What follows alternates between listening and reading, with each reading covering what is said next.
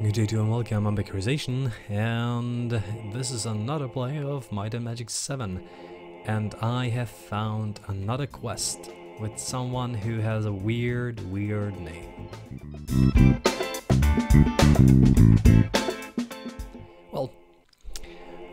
Well, Nin Cathedral. Oh, it's not his name, it's actually the cathedral. There seems to be a bug. We have no one to turn to but you, the new lords of Harmondale. The Lantern of Light is a treasured holy relic used by the temples of Herathia. Its value is more symbolic than of power. Without it, the temple's servants lose faith. This lantern disappeared while being brought to this temple from the temple in Stone City. We believe it was lost somewhere in the maze-like barrows. I haven't found the lantern yet. 175? Okay, can't accept that. Merchant, I guess that will be useful as I progress. Because every single discount might be useful. Need some training? That's the ticket. That's the ticket. That's the ticket. Level up. Skills. Bow. Learning. I guess. Fire magic, learning.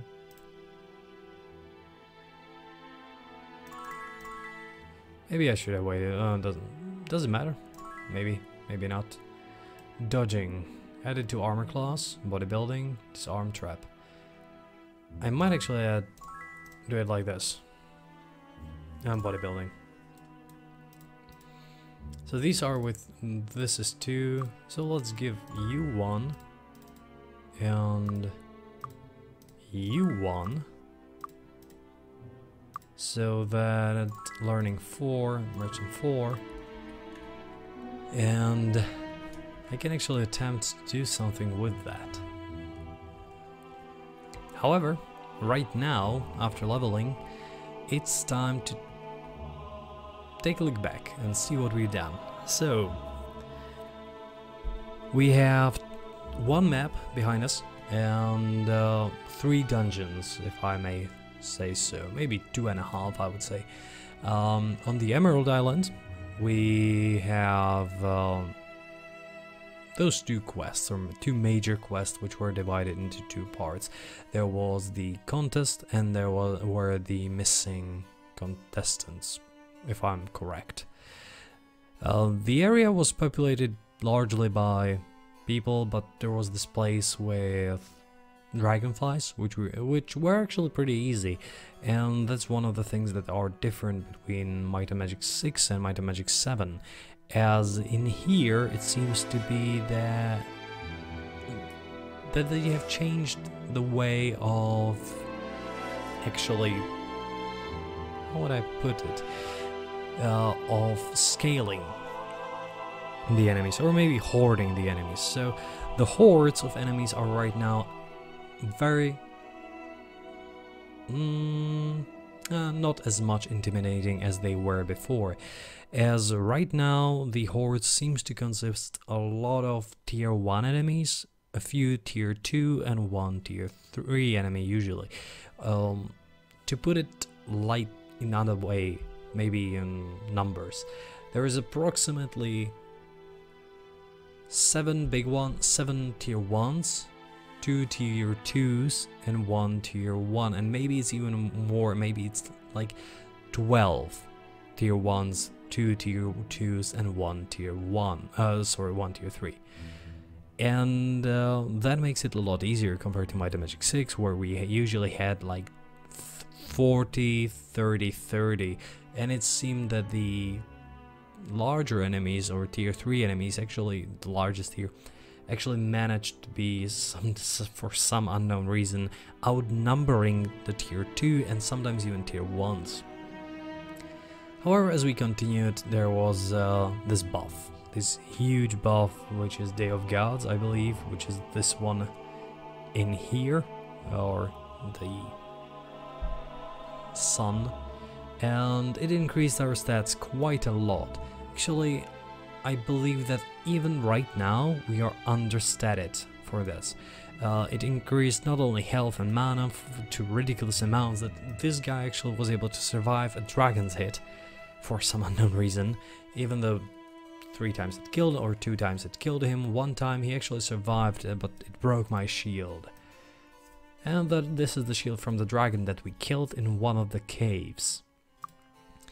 Now after the cave and dragonflies, we continued into the temple, which was reminiscent of the temple, of the abandoned temple in the previous one in Might and Magic 6. However, it was a lot shorter by a country mile.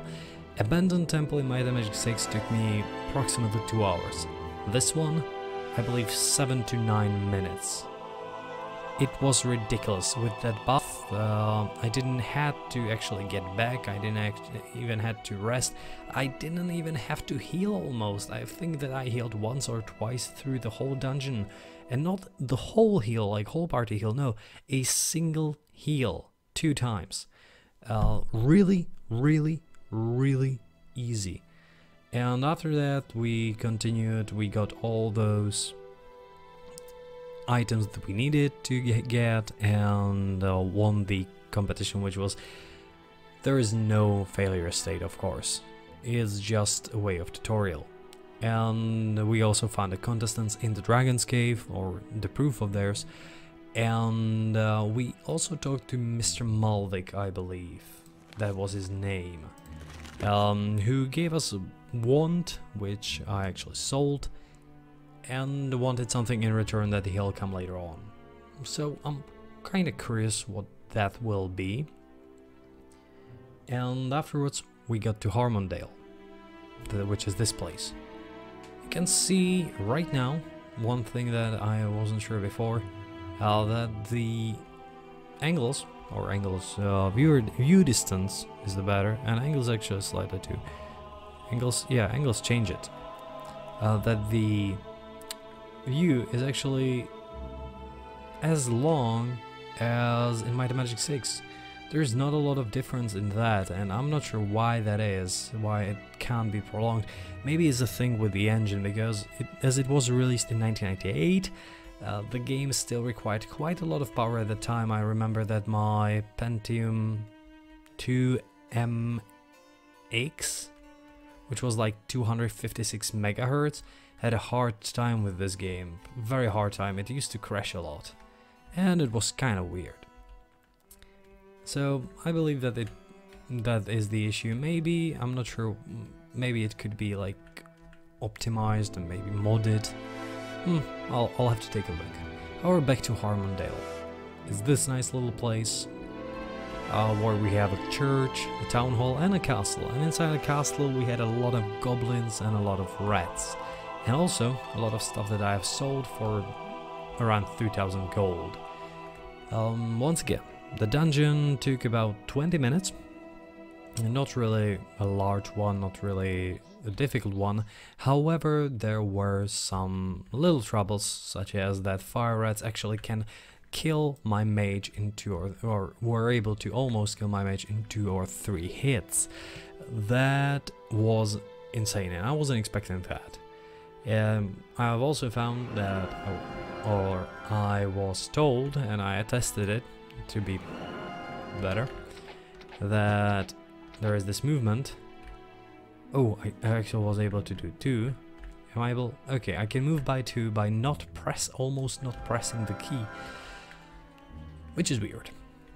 However, you can move, unlike in the previous installation where it only allowed you to attack on turns.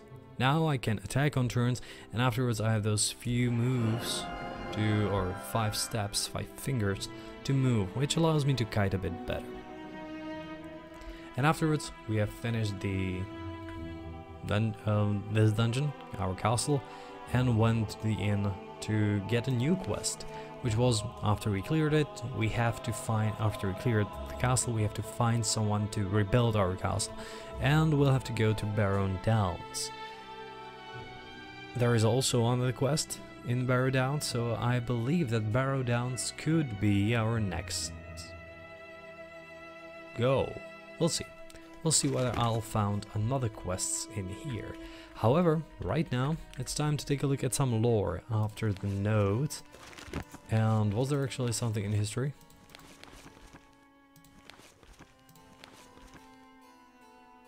No. Nothing new in history. So, let's take a look at our items and let's do some lore. So, this cheap helm is better suited for a costume party than a battle. The horns have been glued into a rigid leather cap dyed black to make it look scarier. The material is brittle and flaky, and will probably come apart at just the wrong time. Crude longsword, though notched and dented, this longsword is still an effective weapon. That's a short one. Crossbow, although crossbows have many advantages, locking string catches, superior shot strength, easy to learn, they don't compare to longbow when speed and range are critical. A simple old shield with crude markings on its face. Ugly but practical. Leather armor. Leather armor is the lightest and most easily worn, but it offers less protection than the heavier armors. The leather in the suit was improperly cured and still stinks of the chemicals used in its production. Leather boots. These boots are made of soft leather for a more comfortable fit, but they offer little protection in combat. And I believe we have gauntlets. Low quality iron gauntlets with cloth lining to prevent blisters. Okay. There are also wealthy hat. This hat appears to belong to a more affluent member of society. The feather is genuine and the construction is solid. Unfortunately, it doesn't seem to fit.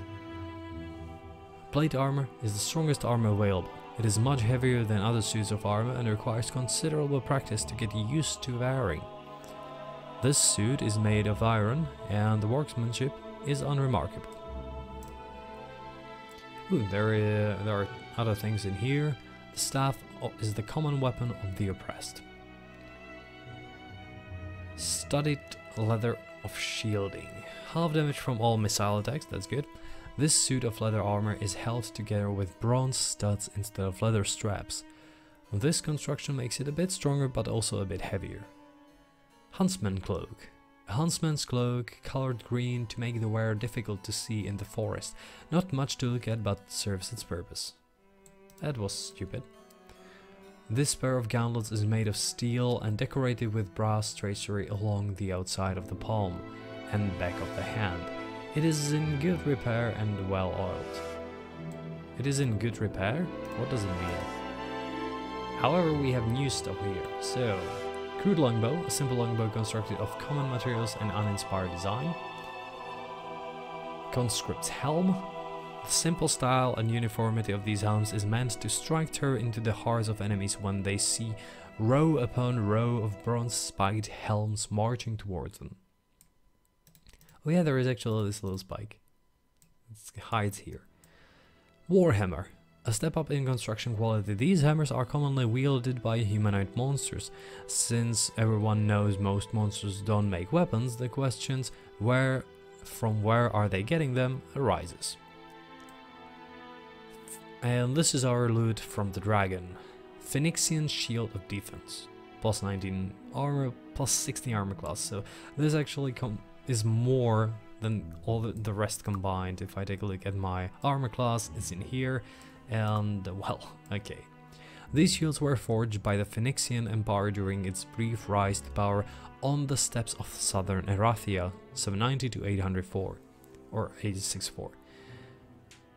They are made of stolt, a metal that takes well to enchantment and contributed heavily to Phoenician military might. Unfortunately, very little of the metal could be mined, and Phoenixia fell 864 AS after silence to an Elvish offensive.